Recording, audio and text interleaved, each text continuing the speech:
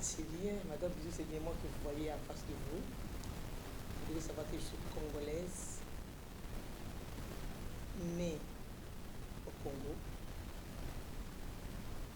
mariée au Congo, grandie au Congo et tout au Congo, pour dire que j'ai la passion de mon pays. Alors, jeune fille, quel était votre rêve? Rêve comme tel, bon, j'avais toujours envie de voir les dames. Quand je voyais les dames, disons juste l'enfance, à notre enfance, on voyait des dames qui étaient dans le quartier, qui parlaient beaucoup de plus que les hommes. Alors nous, on constatait ça, on pensait que ces femmes-là aimaient seulement dominer. Ah non. Et ce n'est qu'après que j'ai compris que la dame, une femme, doit prendre aussi la parole devant les hommes. Alors je m'étais dit, je ferai tout pour être aussi quelqu'un dans ce pays. Alors, diplômé en psychologie du travail, un choix de cœur ou une option qui s'est imposée à vous? Tout à fait, c'était un choix vraiment qui venait de cœur. Parce qu'à l'époque, vous savez, moi, pour vous dire que moi, je n'aimais jamais les mathématiques. Hein, parce qu'on disait que les mathématiques, c'était seulement pour les hommes, parce qu'ils devaient faire la biochimie, les maths physiques. Et je m'étais dit que les mathématiques, c'était vraiment très difficile pour moi. Et je m'étais décidé de faire la pédagogie, parce qu'il n'y avait pas beaucoup de mathématiques là-bas. Et à ma grande surprise, je suis arrivée à l'université et j'ai fait mon choix pour la psychologie du travail. Et la politique, qu'est-ce que cela représente pour vous?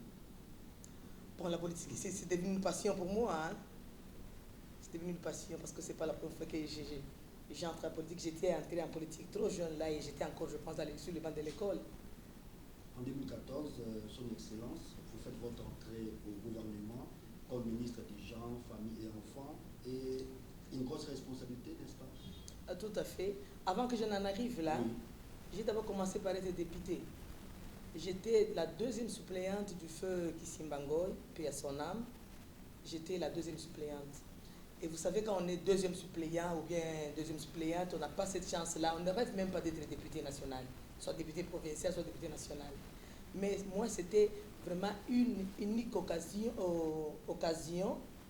Et c'était, je pense, en 2008, 2008-2009. Et l'unique cas de la deuxième suppléance à la députation nationale. Parce que j'étais entré là-bas à remplacer son fils qui était ministre des Affaires foncières à l'époque.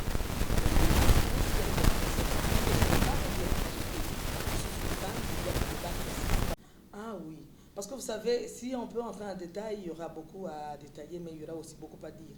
Parce que la femme congolaise avait une image de violence, toujours, disons, une mauvaise image. Oh, la femme a été violée, les violences basées sur les gens, les violences basées sur beaucoup de choses là-bas. Alors moi, je me suis dit que je dois changer l'image de la femme au Congo. On ne va plus parler de la femme violée, mais on va parler de la femme réintégrée dans la société pour le développement de ce pays. Merci. Merci beaucoup, je vous en prie. Merci beaucoup.